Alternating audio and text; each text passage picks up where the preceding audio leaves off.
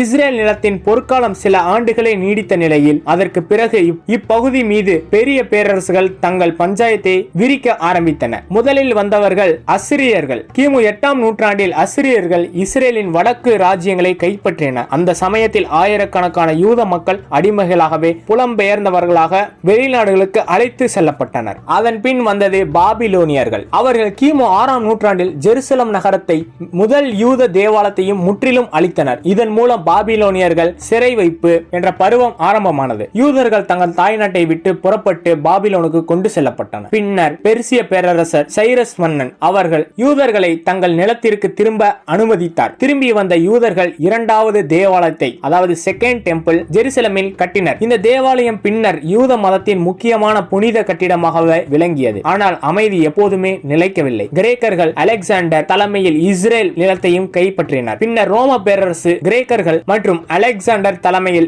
Israel நிலத்தையும் கைப்பற்றினர். பின்னர் ரோம பேரரசு இந்த பகுதியை ஆள ஆரம்பித்தது. ரோமன் ஆட்சியில் மத நம்பிக்கைகள், மத சுதந்திரம் அனைத்தும் தடையடைந்தன. இந்த சிக்கலான சூழலில் பல யூத மக்கள் தங்கள் தாய்நாட்டை விட்டு வெளியேற தொடங்கினர். அவர்கள் எகிப்து, பெர்ஷியா, யூரோப், ஆப்பிரிக்கா என உலகம் முழுவதும் புலம்பெயர்ந்தனர். இதுவே வரலாற்றின் யூத புலம்பெயர்ச்சி என்று அழைக்கப்படுகிறது.